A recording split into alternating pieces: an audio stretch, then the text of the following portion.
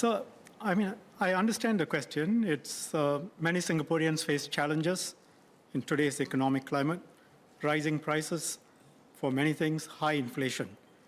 So inequality is one of the biggest issues we are grappling with, not just here in Singapore, but the world over. And how we deal with it and the values that inform our approach are important. I often speak about inequality when I speak outside to audiences because it is a critical issue for Singapore and also because it is seared into me because I've gone through it myself, seen it firsthand. So it's not just an academic exercise for me. I grew up in rental housing. I stayed in Bukit Ho Swee as a young boy. Then as a teenager, I lived in a 3-room flat in Block 3, Ghim Moh. I still remember the address. About 20 years later, as a senior counsel, I owned a GCB in Astrid Hill. And prior to that, I owned a house in Ui Tiong Yam Park, also very nearby, though I never lived in that house. The distance between Block 3, Ghim Moh and Astrid is only about 1 kilometer. It's a short walking distance. But the psychological and financial distance between Ghim Moh and Astrid or Ui Tiong Yam is oceans wide. As an undergraduate, when I lived in Ghim Moh, I used to cross the old Bukit Timah railway line, walk up East Sussex Lane to the bus stop along Holland Road to take a bus to law school. 20 years later, I would drive along Holland Road. At the same bus stop, instead of walking up the left, I make a right turn into Coronation Road West to go into Queen Astrid Park, to go to my house there. I think a lot about inequality and the gap, not least because I have straddled the gap and have lived at both extremes, rental and GCB. So for my part, the circumstances I grew up with are seared into me. And when you have gone through the experiences I have, you never forget them, regardless of how successful you become. So how should you deal with inequality? You don't deal with inequality by preventing poor kids from doing well.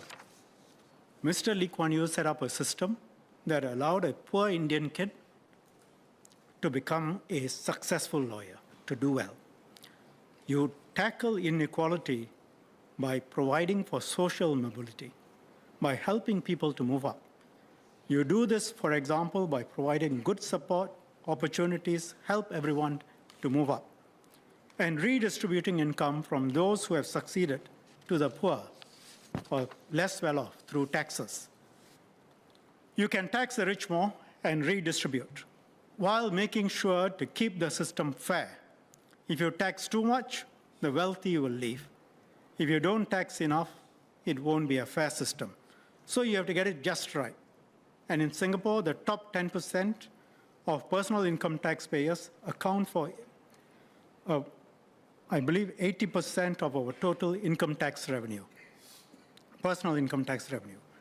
And those at the lower 20% receive about $4 in benefits for every tax dollar they pay.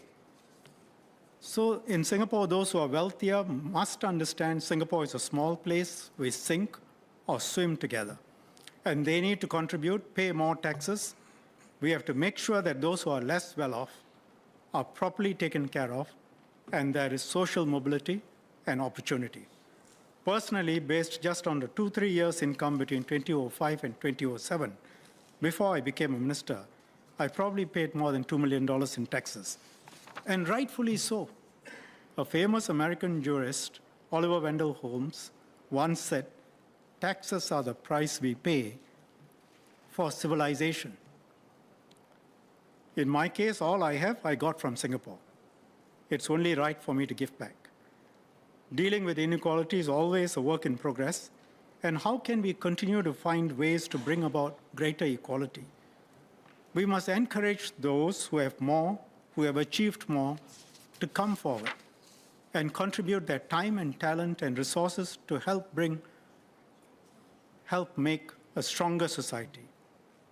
We need people to step forward, help fellow Singaporeans, including in public service. So if you look at Mr. Lee's approach, since the start, he brought in people who were doing well outside and those who had the heart to serve. Some were independently very wealthy, but he persuaded them to give up their careers in the private sector to come in to serve Singapore. They, together with Mr. Lee, did more than most to make Singapore a more equal society. Of course, if there are other good workable suggestions on how we can do better, that will be good. But we shouldn't penalize people who do well. And sir, on Mr. Pilay's second question on empathy, if you live in such a place, how can you have empathy? I just spoke about Mr. Lee's approach. Whether you should serve or not should depend on your heart. Do you want to help serve, make lives of Singaporeans better?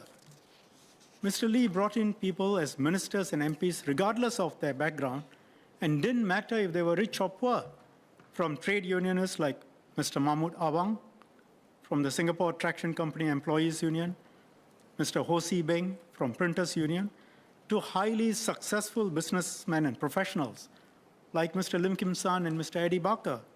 For example, Mr. Lim Kim San. He was a shrewd, successful businessman when Mr. Lee brought him into public service. Mr. Lee said he helped change the fortunes of Singapore as HDB chairman. He then served as minister in various ministries, including finance, defense, national development, where he was also responsible for building HDB flats. He lived in a very large bungalow in Dalby Road. Staying there and his wealth didn't prevent him from feeling the plight of Singaporeans who had no homes to live in and doing his utmost to solve their problems by building HDB homes for them. Others too. Mr. Barker is the minister who drafted the separation agreement. He stayed in Queen Astrid Park. Should Mr. Lee have said to him, Eddie, you are a successful lawyer living in Queen Astrid Park, you can't serve Singapore? Dr. Goh Keng Swee stayed in a very large black and white bungalow at Goodwood Hill. He was DPM, key architect of modern Singapore, economy, defense, education, across the board. Mr. Hon Sui Sen, he served as finance minister, chairman EDB, president of DBS. He also rented a black and white at Malcolm Road. Or I should add, at that time, it was among the benefits that senior officials could rent houses reserved for them. When we moved to a clean wage policy, these black and whites and other state-owned properties were made available to anyone, and the rentals were determined by the market. But they remain the same type of black and white houses that Minister Vivian and I are staying in. Not any more prestigious or less prestigious then or now, and some, of course, quite run down as compared to modern GCBs. So it becomes a matter of personal preference. Now, I should add, I'm not in any way seeking to compare myself or other current ministers with the ministers I have mentioned. Point I'm making is a person's ability to serve should not depend on where he lives or how poor or rich he is. And what about myself? I don't believe the homes I lived in have affected my ability to serve and empathize. I was doing well in my career as a lawyer while I was serving as a backbench MP for more than 20 years before I became a minister. As I explained, this was how I was able to buy my family home and pay the rental for Ridout. I became an MP in September 1988 when I was 29. At that time, I was a few months away from becoming a partner. I knew it would be very challenging to manage my career and be an MP at the same time. But I agreed to stand for elections in 1988, become an MP, and do what I can to make Singapore a better place. Every hardworking MP will know the requirements of being an MP in terms of time, energy, are considerable. From the beginning of my journey as an MP, I found it demanding, but I also found it inspiring. Demanding because my legal career required my full attention, but it was inspiring because I was doing what I could to forge a community in Chongpang. I enjoyed interacting with my residents. I drew meaning and purpose from serving my residents. When I came into politics in 1988, most Chongpong residents were generally less well off. Many were like my parents who had to work tirelessly to provide the best for their children. They are good, hardworking people. They want a better life. They want their children to do better. And I want to be there to help them to do so. So although it was challenging to juggle between being an MP and my legal career, I carried on. Then in 2008, I was asked by Prime Minister to become a minister because Prof. Jayakumar, who had been law minister for 20 years by then, was stepping down. I was 48 at the peak of my career. It would have been much easier for me to continue being a full-time lawyer than to join cabinet. I did also seriously think about the cutback in income. It was going to be very significant. I had to assess what it would mean for me, my family, and assess that against what I could contribute by serving Singaporeans as a minister. I asked myself on my last day on earth, this is a question I ask frequently, when I reflect back on my life, what would I have wanted to have done with my life? Spend all my time making more money, or also spend some time doing some good work for the community and others, and perhaps some good for the country. Many things that people spend time on will not seem worthwhile to have done in the rearview mirror when your life is about to end. So having twice or three times more money would not make me twice or three times more happy or fulfilled. So I accepted PM's invitation, agreed to enter full-time politics as a minister. It was and continues to be an honor and a privilege to serve Singaporeans and Singapore. As I said, all I have, I got from Singapore. It was Singapore's system, the system that Mr. Lee Kuan Yew and Dr. Goh Keng Swee and their team set up to provide stability, good standards of living, good schools and opportunities that allowed me and so many others to achieve what we have, despite where we started, and in spite of race, language, or religion. So I was fortunate to have been born in Singapore, and I want to help make policies to make sure other Singaporeans have the opportunities that I did. Please don't misunderstand. I'm not suggesting that I made a special sacrifice in taking a pay cut or moving from my family home. It wasn't a sacrifice. It is a privilege to serve Singapore, Singaporeans. I've done this now for 35 years, 20 years as a backbencher and 15 as a minister. I've spent more than half my life in Parliament and more than half my life with Chongpong. I do not hide what I earned as a lawyer. It's public knowledge. My residents judge me by my heart and my commitment to serve, not by how much I earn and where I live. They know I am there for them, that I'm there to help. I've lived in a HDB flat, rental flat, 3-room flat, 5-room flat, condominium, semi-detached, bungalows, GCBs. Before I moved to Ridout, my empathy did not increasingly decrease as my houses got larger or as I made more money. Over the years, and no one raised any issue of my empathy or my ability to serve, in the 10 years I was living in my GCB in Astrid Hill. Is the empathy affected? Does it get more affected when you move from a GCB that you own to a black and white that you rent?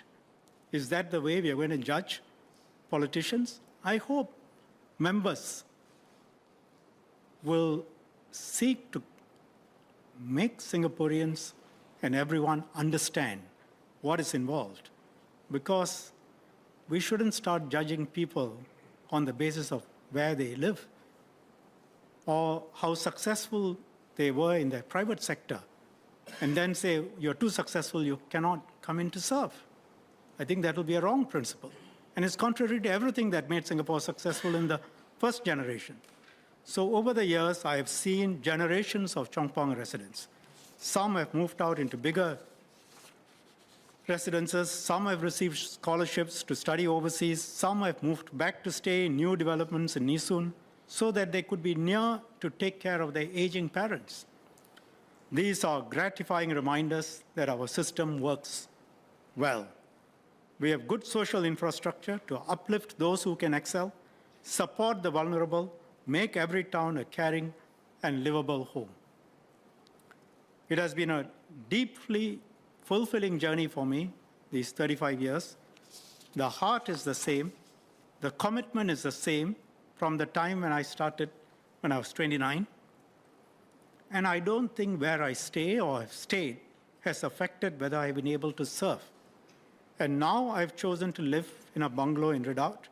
As I said, the money that I made in my previous job as a lawyer is essentially paying for the rental. And it doesn't change my empathy any bit from when I was living in the GCB or the previous houses. So in summary, in answer to the clarification question, I was doing well in my profession. I was asked to come forward and serve. I could have said no and carried on with my legal career.